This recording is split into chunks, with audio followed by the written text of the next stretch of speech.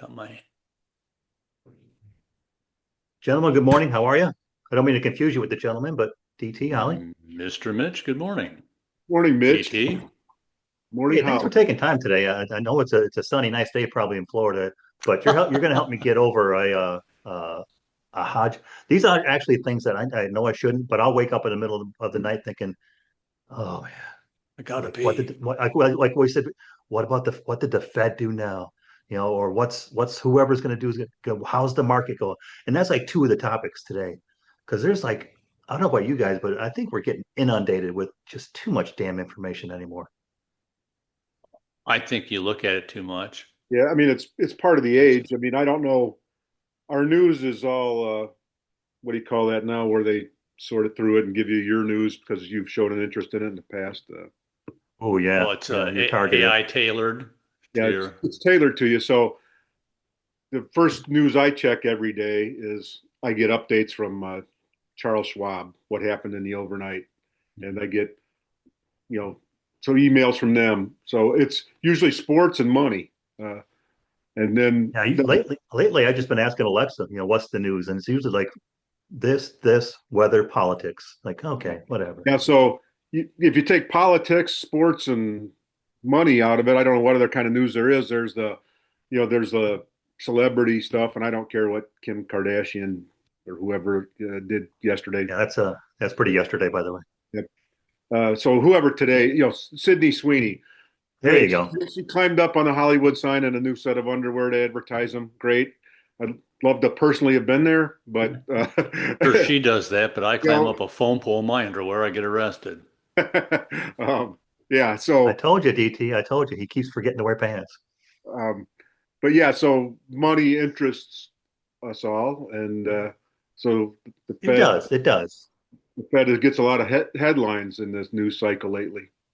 And And, and and, they and they first of throw a all, lot I of mean, headlines out there for people that and people look at them like deer in the headlights mostly. I think a well, lot of that I it, mean, to we thank don't know what DT it for means. because of 67% of us on this episode aren't as knowledgeable as DT is because you just heard him. First thing he gets is stock reports and stuff like that. So that's why I asked you to sit with us today and just go through. I got it narrowed down to five, and believe me, it was hard to get down to five areas that I think I get pummeled with every day. And if we can put this to rest, just kind of help me understand what the hell they mean. Because I don't know if you guys remember or if you saw it before, but John Mulaney once said his dad tried to explain the stock market to him 75 times, and he still doesn't know what it is. It's like that. All I want to do is a little understanding. That's fair. The stock market's a fickle girl, Yeah, and and Well, how so that's about, your well, first of background, all, Holly, is you're at a vault. So sometimes we confuse what the Fed is and what the Treasury is, right? So that's right. And what the lending rates are and what they even mean. Most people don't and you even know what the prime lending rate is and what it and means. you'll see listeners what DT is referring to when you check out the YouTube video because Howie's got the screen behind him, an appropriate one of him actually sitting in or near a vault. But okay, first question, DT. Let's just jump right into this. The Federal Reserve. What do these rate cuts matter to the everyday person? Do they at all?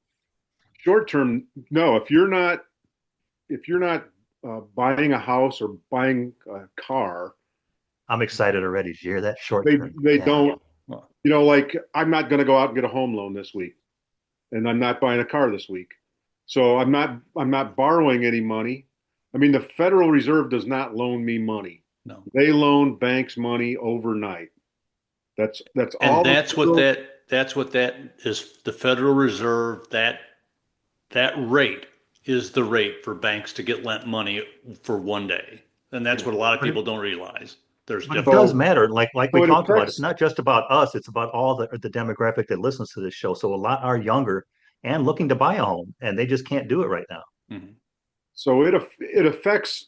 So they're they have a couple mandates. So they were created prior to World War One. I don't know, in 1913 or something. The government made the Federal Federal Reserve. Reserve because we'd had a bunch of panics, runs on the Mhm. market, runs on banks. Because it was just local Yep. banks then. Back in your great grandparents' days or earlier, when you put the money in the bank, it wasn't guaranteed by the federal government. The bank robber walks in and robs the bank, or the banker runs off with the merchant's daughter and leaves town with all the money. That money was gone. Well, nowadays the banks like the ones we're familiar with or whatever, like in the town we all lived in, you had one bank and one savings and loan. Well, they don't have all the money for our 5,000 people in our town. That doesn't just stay there. It's not in a vault like behind Holly. And then they don't hand it out like if you watched it, It's a Wonderful Life, you know, I knew we were going to go there. Jimmy Stewart's saying, "Well, Bob, I'm giving your money to Tom over here so he can have a store." That's not how it works anymore. It's so these banks don't have all that money, and the big nationwide banks have to be uh, part of the Federal Reserve, and they help elect regional governors and stuff. And I hope I'm not getting too much into this, but A little It's bit, a little you're bit. simplifying it. It's good. so Keep it abstract. I'm a so happy the idiot. so they try to set those rates where it induces banks to not borrow from other banks because that's what happens. Say, big bank, Main Street Bank USA wants to borrow, doesn't have the cash on hand. Somebody comes in, a group of people want to build a factory in town, and they want to borrow $200 million. That bank doesn't have $200 million, so they go, they basically borrowing from other banks, and the Federal Reserve sets the nightly limit of what the rate is going to be for them to cover those loans overnight. Well, if they make it higher, the other banks are going to be higher too. That's the whole idea, is make the other bank be higher so that it keeps the rate higher, or make the other bank lower so it'll be lower. So the they're either tightening or easing, they call it quantitative tightening and quantitative easing. If it's going to be a long-term trend that they want to start choking down the money supply, making it harder to borrow, or if they loosen it like they do occasionally, they're making it easier to borrow. So does it affect me right away if I'm not borrowing a house or car? No, but it affects maybe my factory wants to put in a whole bunch of new equipment and borrow a bunch of money. Hmm. So that's how it can squeeze. There's easy money, they call it, when it's really flowing easy, and then people, but that causes the economy to get too hot. All of a sudden, everybody is borrowing money, and maybe not everybody should. They don't have the ability to pay it There you back go. right. Well, There that's you what go. happened with the Now you're big getting home there. bust. Yeah. Of- So, um, 2008, they were having easy money. The government changed some rules, and they wanted to get more people in houses. Hey, let's make it where poor people can get houses. Great, in a vacuum. Hey, great idea. Well, then all of a sudden, the poor people can't make the payments on the houses, and the banks are holding the paperwork for a bunch of houses they shouldn't have loaned money on, or they shouldn't have loaned somebody with an income of 20,000 to buy an $80,000 car or whatever it is. So, Well, Mhm. let me ask real quick, specific to home loans, because like I said, I know some young people now who are kind of frustrated that they can't get a home, so they're forced to rent, and the rents ain't Mhm. cheap. So they're paying for nothing. So how does the Fed rate cuts impact home loans? Will they come down when the Fed cuts the rates? Eventually. yeah, so they do trickle down. Um, so a few years ago, I mean, it was crazy how low the interest rates were on homes for like 8 years, right? They were 2%. People get a mortgage for 2%, right? Mhm. So when we Yeah, were young, I remember my parents buying a house in the 70s, and they were paying 15%. Yeah. Your checking account was earning 10, and now your checking account earns zero, No, basically, yeah. whatever. I mean, a good rate from a bank, if you're getting in some really good money market or something, maybe you're getting 5% on your money. I don't even think you get that now. Yeah, so probably not. It's probably in the 4.5 or four Yeah. range or something, depending on your credit rating. So that stuff's all relative. But we got used to those easy loans, which made people had give them the ability to buy a more expensive house. And see, that's also what makes me at people maybe at our age or me at my age, I couldn't care less if it goes up because I'm not buying a house. And if I'm talking particularly from a selfish standpoint, the higher it goes, the more money I make on our nut in the bank. Now, when the prime rate goes down, so does your bank account interest rate. And at one time, we were making. I remember when we were in Ohio and when we first got married, it wasn't. I mean, that was like oh, it was 2000, we were getting 7.5% on our bank account. And, Yeah. and now in the past few years, some investments didn't pay that by the time you got done paying the maintenance fee on it. So Right. and So, like, if you have people, my mother was a good example. Uh, After my father passed away, she was very risk adverse with her savings, with her money we had, and it was so she, I took her to the financial planner guy I use, whatever. We talked it through.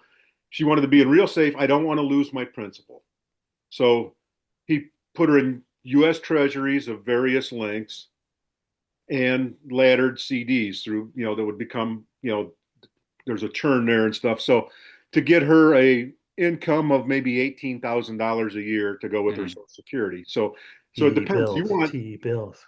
You want interest rates to be higher if you're somebody like that who has their house paid off, their car paid off, living on the interest from their investments and Hmm. doesn't want risk. You're in bonds and treasury notes, savings bonds, municipal bonds, stuff that has to pay a higher rate. And So honestly, that doesn't hurt you, does it, DT, at that age? Because even though you're making a smaller amount of interest on your nut, I use the term nut. The nut is, her expenses were yeah, lower where yeah. somebody 35 years old or somebody 20, 50, whatever. So the older you get, the less risk you should have in your portfolio. Because as you mentioned offline, you have less time to make it back up. And So if your savings kind of covers inflation, or kind of, or mostly, I mean, even though it's not the most ideal situation, you're much better off than being in a situation where your portfolio can drop 18, 20% a year. yeah, so Okay, the but Fed has the back to the Fed core has a subject though.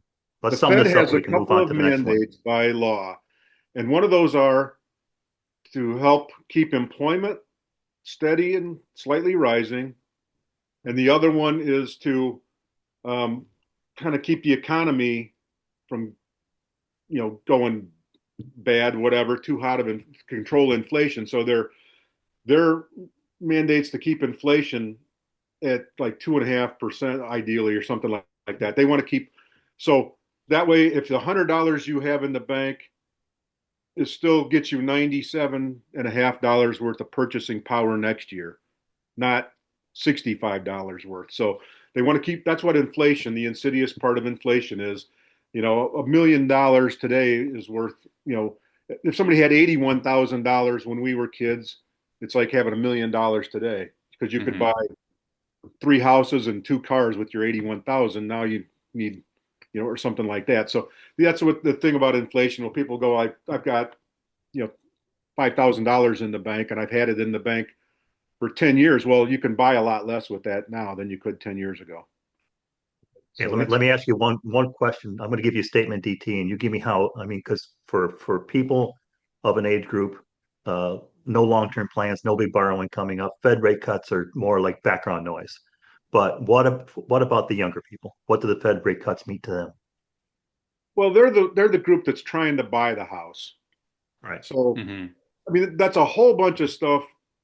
You know, the housing entails more than the Federal Reserve rate. There's everybody our age, or a big portion of them, are sitting on their houses, or the people that are buying houses, the 40% of them bought their house with cash. So the other 60% of the ones have to go with their hand out and and you know try to find a lender. So younger people like my nephew or something that's 30 years, they're in a house. He's got a mortgage, got it a few years ago. They're had the baby. They want to get a bigger house. Well, they've got to go swap their home loan that was lower interest rate. So for that young person, it matters quite a bit because if they have, for ease of math, say $2,000 a month to spend on a house payment, insurance, all the stuff for their housing. If the interest rate's higher, maybe they can only buy $175,000 or $225,000 house because a bigger chunk of that 2,000 is going to interest to pay back that note. So And nobody wants that. You also bring up something good, DT, and I just touch on it briefly because it's not really about investing, it's about choice. When you're talking about you only have this much you can spend on a house, I think routinely Americans buy more house than they need. I mean, when you look at it, most people buy way more house, and it's not because they even have a choice. When you go looking for a house, the first thing your realtor does is see how much you can buy. Well, this is Yeah. how much house you can buy, So, not so how much house do you need. that dynamic has changed a lot too. So, um, post World War II, the housing boom they had, if you remember, they call them war homes. Remember what those Sears, look yeah. like? Yeah, right around in an old neighborhood and look at war homes. They're a little square house, 1,200 square feet, maybe with a detached garage, single story. Maybe there's bedrooms upstairs with a dormer or something sticking out. So nowadays, the average home, I think this last reading I saw was $430,000 in this country. So those numbers are skewed depending, obviously, on geography, right? If you're in San Francisco, you're getting a nothing house for that. If you're in the town I live in, you're getting a really nice house for that. So, or And you're it's much uh, cheaper here. some of it too, I think. I don't know, DT, tell me if I'm full of it or not, but I mean, I see it, maybe it's just coincidence, but like down here, because of our property tax situation in Florida, I mean, people buy a lot more house than you do, regardless whether they need it or not, than you do up north because of the property taxes. The property taxes is like having another mortgage. Yeah, that's true. But like I said, the stuff on the Fed, that affects, like I said, that interest rate that they're trying to control to keep the market from being too hot. So, a few years ago, COVID, they were giving people stimulus money, right? So they were putting more money in the economy, and people did exactly what they knew they would. They spent it. They didn't pocket that money. Nobody. I still have that COVID money. They went out, bought goods with that. They bought headphones. They didn't. They put that money in circulation, which was the whole idea behind it. But then um, it made the economy too hot. So the inflation was running at 6% or whatever it was there for a while, 7%. That's not sustainable because then your $10,000 you had in the bank, if you do that for 7 years, it's worth like, $40,000 or something. You keep taking a 7% inflation. So they have to try to rein in that easy money, cool the economy off, and try I not to think lose jobs while you're doing it, right? I think we've So got a general can't make summary. yeah, so they can't make it where all of a sudden everybody's unemployed. We're going to make it so hard to get money where factories close and everything else. So that mandate where they have to keep the unemployment running about the same. So it's inched up a little bit to over 4% unemployment, 4.5 or whatever it is. And it was running at 2. Everybody had a sign out before. Nobody could get workers. Now there's people that are laid off. You see it all the time with the big companies. There's a news story. Amazon lays off 15,000 or Starbucks lays off 10. So there's stuff like that, and some of it's completely unrelated. The technology's caught up with the work, and they don't need as many people as they thought they did, or whatever. So, but yeah, that affects. So that's what the Fed does is try to you know keep the economy rolling along, but not getting too hot, not shut it down where you have stagflation or whatever, and then try to keep the employment going steady. And they're a separate form of government that's not supposed to be controlled. They're not supposed to be political, so they're not supposed to go. They're like I said, they're completely independent. They're supposed to be, so they shouldn't be where one senator calls, "Hey, lower the interest rates," clown or whatever. They're supposed to look at it themselves. Those whatever there are 12 governors in the Federal Reserve. They have their meetings every 7 weeks. So they just had one the other day. They kept interest rates the same. And they try to, so I think two of them thought they should have lowered it by a quarter point or a half point, and the rest wanted to.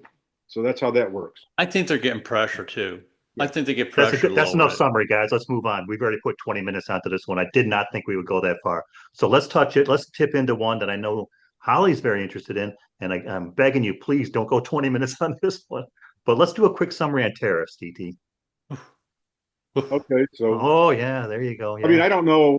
It's just changing the name of something, but it's a Yeah, expense added to something. So, and that money goes to the government. So it's a tax, right? it's a That's what we tax. consider a tax, is if we have to give the government some money. So now we usually give it at the end.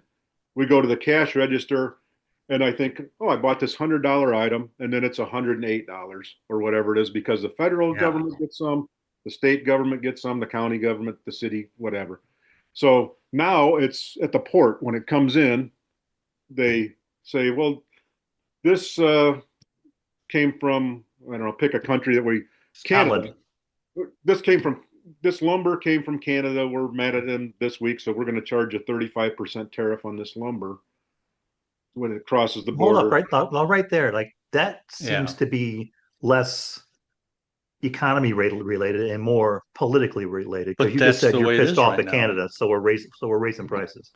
Right. So That's, some of it's yeah. reciprocal. If, like I said, if you say country Z, uh, whatever, Zaire, because it's, I don't even know if that's still a country. Probably not. I haven't heard of it in a long time. But anyway, say it's Zaire has something that we want to buy, minerals or whatever, and they're not buying something of ours or they're charging something of ours a tariff when it gets to their shore. Well, then they've imposed a tariff or a tax on our goods to make it more expensive so that they'll can get it from another country. It gives them an unfair advantage, That's maybe. right. And so we say we're going to have a tariff on that too. So So it's got But nothing to do with economic efficiency or anything like that. This is it's more supposed political and to. negotiation. It is in supposed to. theory, the um, you could say, well, it's going to make it's going to supercharge our economy because we're going to get on equal footing with this country. Whatever they're if they're charging us this much, we're going to charge them this much, and then we get on equal footing. I There's been no evidence of that anytime we've done it in the past. I mean, I'm no historian, but you can look. There was a bunch that tried it about 100 years ago, and it was made the Great Depression. Everybody says last much longer, um, and When so it's done on a mass level, when it yeah, does in the mass, when President Bush put a tariff on Chinese steel, there was a specific reason for that. And it was a specific item for a specific reason. The Chinese were selling their steel much cheaper than us. yeah, they were Our steel mills were dumping their failing, steel. and we had to either level the playing field or our steel industry was going to crumble. It's not the way the tariffs are done now. Tariffs are done on a punitive basis, and they're also done on a if you don't succumb to what I want type Yeah, and so basis. Really is what it's The happening now. Supreme Court, has been having a case before it last week and this upcoming week on tariffs to determine the legality of it. Because normally, like, so Congress, our representatives, our senators, and stuff like that are supposed to deal with trade a lot and have a say in that kind of stuff. We have the three forms of government: the executive branch, the White House, the legislative branch. So this is legislation, is Congress, and then the judicial branch, the Supreme Court. So they're going to determine whether these tariffs were legal, and then if not, a bunch of companies, Costco or whatever, suing to get their tariff money back if it's deemed to be illegal tariffs on their stuff. So then Yeah, I've that's a seen big that can of worms. recently. How are they going to get that money into the people's hands? Does Costco get to keep it all if they paid $10 million in tariffs in September to get stuff at the port? They added that price to me, when I go to Yeah, buy toilet paper and chicken soup or whatever. So, um, so no that's correlation. yeah. So there's so that case will be interesting to see how what powers the executive branch has. Is there limits on the tariffs? Because it was supposed to just be for stuff like that, things that are, industries like the steel industry you mentioned earlier. That's something for national defense. They say we need to have a steel industry to make our ships and stuff like that, our war machines. And it's been proven in times of war. Like Germany had to have theirs, we had to have ours. Japan had to have theirs in World War II, and stuff like that. So for national, so you can't maybe rubber stamp everything with national security, blah blah blah. Yeah. Well, it wasn't just national security for the steel either. We were in a time of great boom and expansion, and we were using a lot of steel. And and people were because why wouldn't you want to buy it cheaper? But the thing was, it wasn't done because we didn't like somebody. It was just done to to make it even. And so my question is like what DT said, where's the money going? That's one part. But the other part is, what are you doing so we don't have to have a tariff? Because the tariff is supposed to make things level, but you would make them level by having the manufacturing in the United States and creating jobs. You can solve the issue of tariffs by just creating the jobs that you need in the United States and the manufacturing.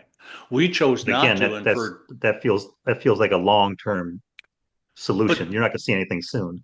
well, Yeah, and so we that was did this part of the to ourselves reasoning, though, because we're it'll lazy. We bring want jobs cheap. back to the country. And I said, a year ago that those jobs, you don't snap your finger and all of a sudden you're producing all the Oh, cheapo TVs here in the United States, or some of the stuff, the jobs people don't want to do. That if you add a tariff to something doesn't mean all of a sudden everybody wants to work in a steel mill no. or work in a factory, welding, whatever. So is it going to create maybe more robotic job, so the jobs thing, robotics, AI, all that kind of stuff. So the workforce is, always going to be changing and, all the time anyway. So if it did bring, where all of a sudden the clothes that I'm wearing all of a sudden get made down the street here versus in a third world country, um, then are you willing to pay for it?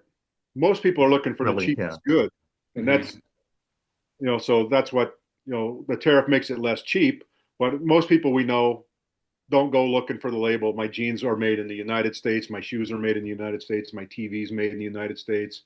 Um, and my car's, that kind of stuff. They look, well, I can buy three pair of jeans that are made by somebody from a Vietnamese sweatshop for the price of one pair of jeans made in Duluth, Minnesota or something.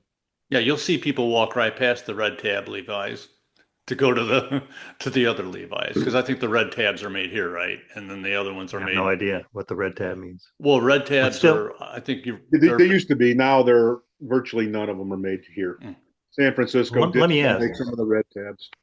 Yeah, because Levi's. we talked about that, like, Seattle companies, that we used to have a lot of faith in. They've outsourced it overseas. And it seems like it's just going to seem like I'm trying to wrap it up, but it seems like both tariffs and the Fed are something long term. It's more like I don't need to monitor it closely. Just let me know what happens and I'll adapt. That's why I want to get into this topic about monitoring market volatility. Because I mean, honestly, because I mentioned that's one of the things that gets me up. And probably again, it's because at my age, I've got everything kind of socked into an E-Trade, and I want to know what the market's doing mhm. today and how it's going to impact me. But do we see a reason to be looking at it daily or weekly, or should we just let that go long term too? Should let You it go need to long look term. at it daily. Well, I there do again. look at it You daily. need to look at it daily. Because Why? I mean, as far as like oil goes, you have the wrong mix for your age. If you have enough money into E-Trade that you have to look at it daily. No, let me put it to, and I'll I'm not shut saying up after I this. have to look at it daily. I'm just saying I'm If curious to see how it's going to impact. say let's just say for chits and giggles, DT's a multimillionaire, you're middle of the road common dude.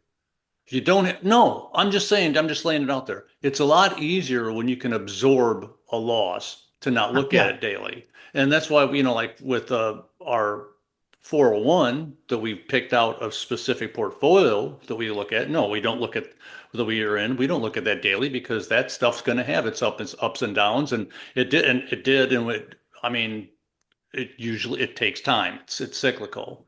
It's cyclical. Uh, It's but but if you have to have that money, if yeah, you have to have that money to live on, ugh, but it's sort of like your weight. Checking your weight every day or three times a yeah. day. Well, Just look at the trend. Make mhm, sure you're trending. If you're way too skinny like me and you want to trend up, make sure you're trending the right direction. If you're overweight and you're trying to lose weight, you don't want to ignore it. You don't want to step on the scale once a year and go, well, great, I've gained 40 pounds. But you that's a also, good analogy. That's a good analogy, you don't TT. want to I'm going to look, get oh, that. I'm 6 ounces less today than yesterday, but now I'm 3, whatever. Just kind of follow the trend, check in once in a while. The stock, your portfolio matters on the day you buy it and the day you sell it mostly. yeah. So you want to monitor it and make sure, recalibrate, they call it, maybe 4 times a year, maybe just twice a year. Look and see if your mixes, if all of a sudden real well, sell some of that and put it in the other one because that stuff always, you know, you know, but by being a good blend of stuff, and or just put it in the S&P 500 fund and set it and forget it, like the ShamWow or whatever ad used to be that set it and forget it.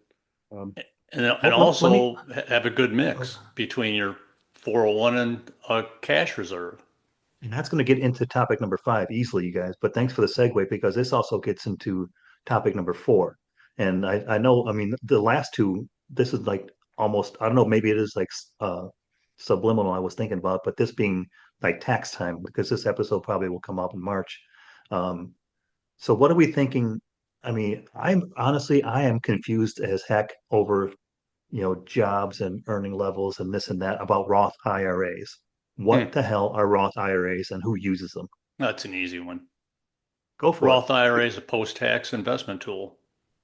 yeah, so Please elaborate. regular IRA and a Roth IRA. Do you want to pay your taxes up front, or you want to pay your taxes when you draw the money out? Yeah. So if I've got $10,000 that I put in an IRA and I'm trying to choose which one, so it depends what I think my income is going to be, higher or lower, when I get to the age when I'm going to take that money out. So if you're Mhm. 35 and Oh, I you take see. your IRA money out to your 59 and a half or whatever without a government penalty on it because they want to keep you invested. So it depends. All that money that it earns and whatever is taxable at the end. Or if I put it in a Roth, then it's not taxable at the end. It's taxable up front, but not at the end. So I mean, if you're well did I off, say that and backwards? That if might have. you're I'm still if you're well confused. I off, still don't get it. more Well, So people that are I know well off. you guys give it the quick sums like it's before tax and after tax. What, so in okay, my but what does situation, that I mean? didn't think I was going to be um, as lucky as I am, because at 30, I had no money, paycheck to paycheck. At 60, that wasn't true. But, the money I put in, I thought, well, so now all of a sudden I am the age where I'm retired and I have to determine which pot of money to take money out of, right? So, Are you officially? yeah, let's call it. So, I can take my Social Security pile. I'm lucky I have a pension pile and I have my investment pile, which includes some IRAs. And so now if I take it out of the IRA pile next week to go buy something, I have to pay the taxes on the money that earned. Okay. Whereas if I would have, Wait. Time out. Time out. You said taxes on the money that earned. So let's say you put in just for ease of math 10,000, but it earned 500 on interest. You only have to pay interest on the 500? well, yeah. So like I said, if I put it in a Roth at tax time, which most people, that's when they do it, right? They're getting their taxes done. Hey, if you put 6,000 this year, you can put it in an IRA or catch up money or whatever it is, 7,000 this year, depending on your age.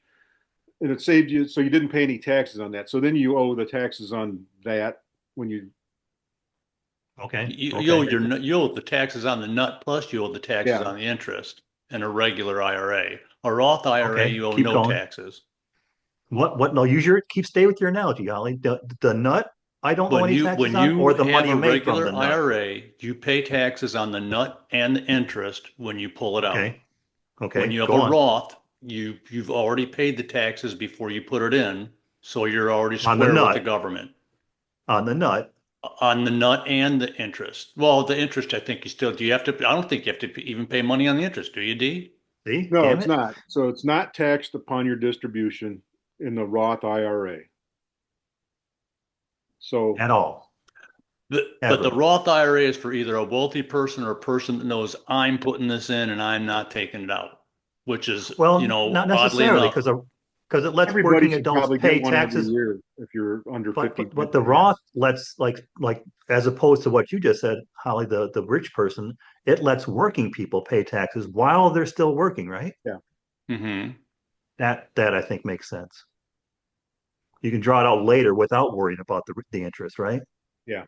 Yeah. Oh, okay. So, Now let me because this is going to jump into. I want to like even while I've got a modicum of understanding, move into the last one because we also have one, maybe two lightning rounds I want to get to.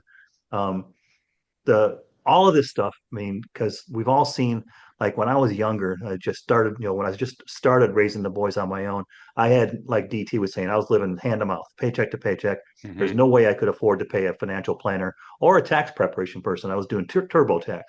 But when I had a little bit of money to spend on it, I invested in somebody to do my tax preparation. They're like, go ahead. They're like, try your TurboTax. Don't submit it. Come back and talk to me after. And he got me damn near twice what I got.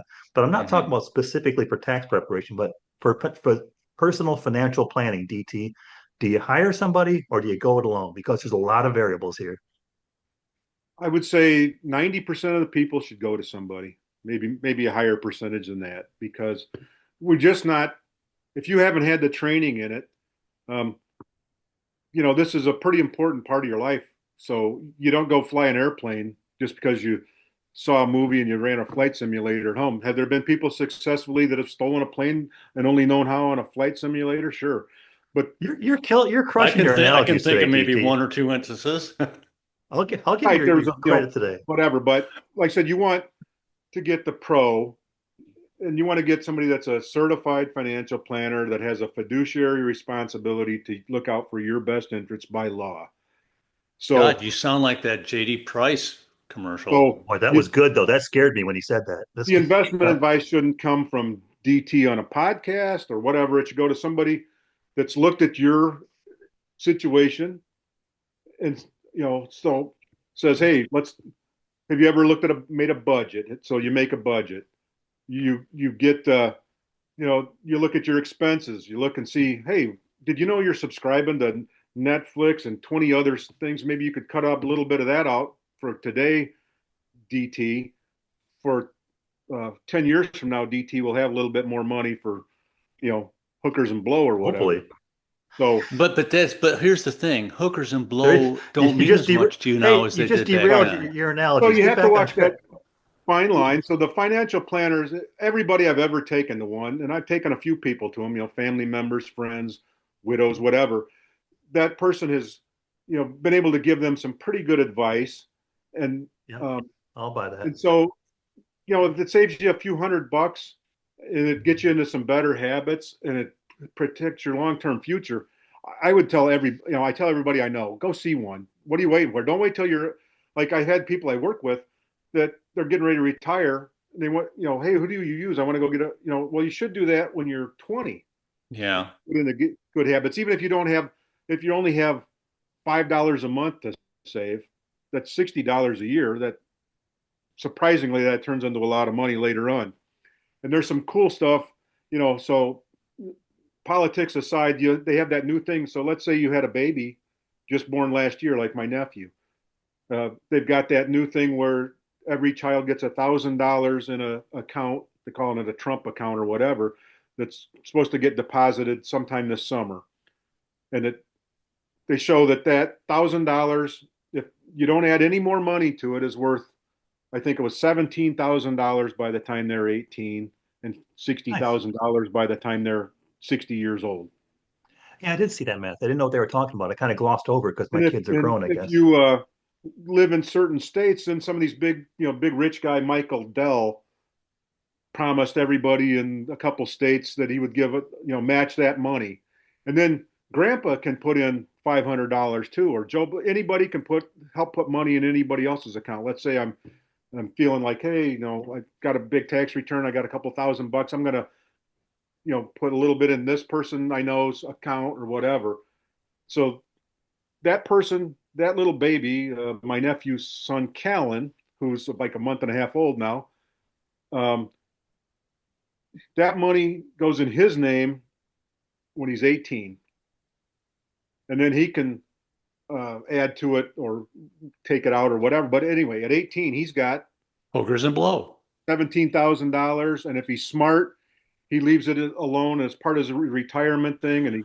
And some companies, will help match that and stuff. So anytime somebody's giving you some sort of investment, it's like those company matches at work. If you have that where they're say, hey, we're going to match you dollar for dollar for up to 5% of what you make if you save it in this thing. It's free money. Take it. But And that's the point is, without going into too many examples, the point is to talk to somebody and they can help you and understand the best way to invest it. But also, I mean, this financial planner, don't discount the personal side because I've gotten this recently from my financial planner, a great one up in Elmhurst. I'm not going to give you his name, but he'll tell you straight up. He's like, you don't have to do this or just do this. And he's stopping just short of saying stupid. He's like, just do this, stupid. But he's not. But still, there's still the financial or the personal aspect as well.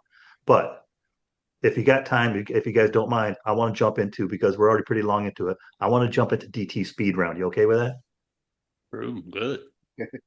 Yeah, You ready, good for DT? So how DT. much I don't know. Let's show. I'm gonna give. It's just a speed round. All you gotta do is give me a number. I've got 10 I want to go through. I'm gonna give you the topic. You tell me on a scale of 1 to 10, with 10 being the highest, how important they are or how valuable they are. You ready? Sure. Number one, hiring a professional financial planner, 10, maximizing Roth IRAs, 10, ignoring short-term market volatility. 10, Oh, here we go. Okay, cool. Keeping a cash buffer,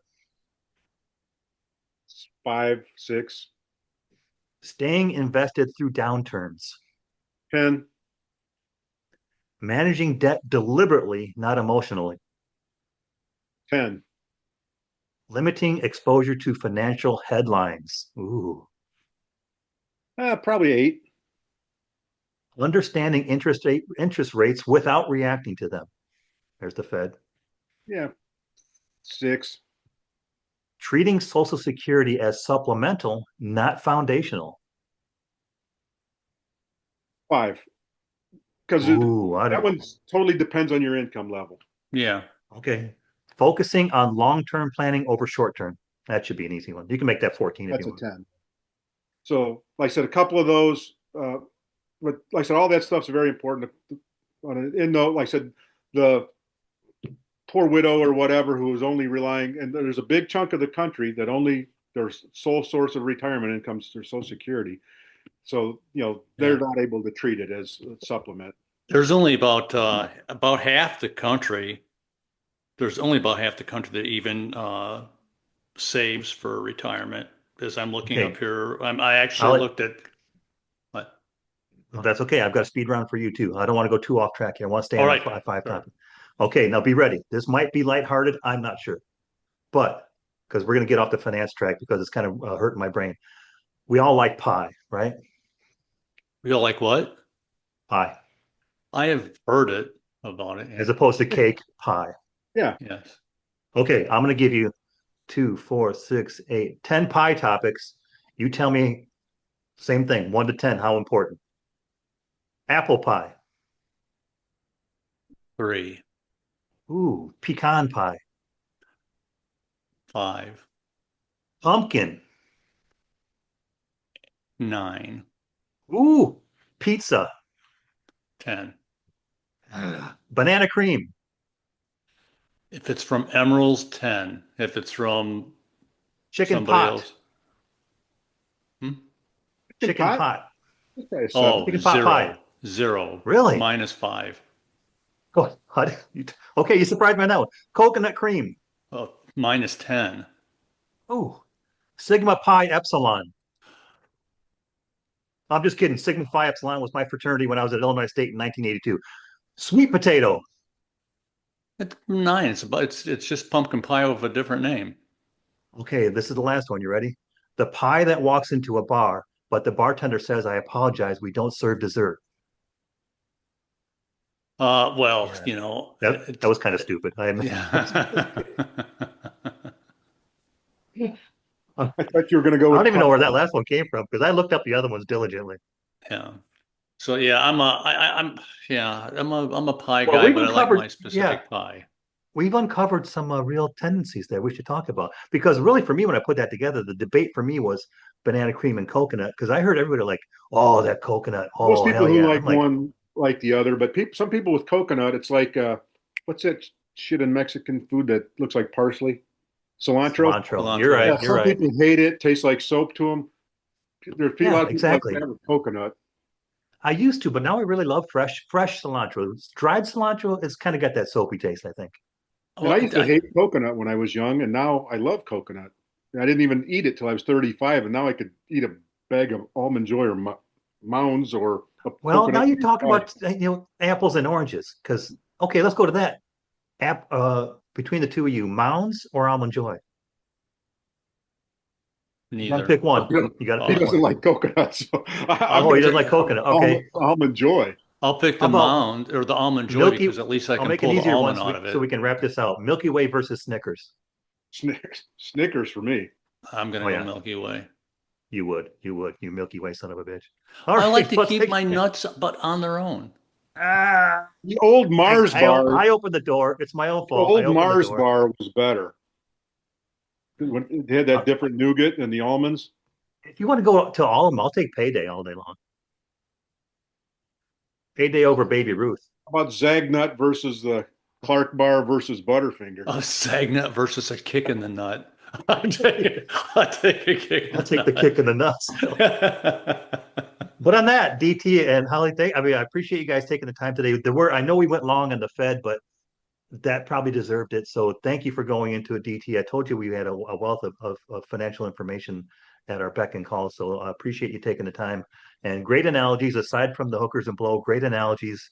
I did doff my cap to you and I don't do that often, but thanks again, you guys, for taking the time. I do feel better. I'll try, and Holly, I know what you're going to say. I'll stay away from monitoring the market. I'm always curious. Like you saw, like we talked about earlier in the year, DT. It's like no longer do they go up like 40 or down 50 points. It's like up 600 or down 700. So those are startling, and I'll probably notice those. Yeah, so that try to put it in percentage perspective. When the Dow was 1,000, and if it moved, 10 points, like great stock Yeah. market crash in 1987 was 500 points. Now that's a daily move, and nobody blinks twice at it because the market's gone so much higher. So Yeah, we'll have to talk about that sometime too, because it's due for a correction sometime soon. It's due to correct, but don't worry about it. Not can't yet. time it. You can't time it. You can just be prepared for All it. right, So guys. Well, remember you haven't lost a dime unless you're ready to sell. Yeah. All right, fellas, have a great day. yeah, it's been fun. Take care, guys. You too.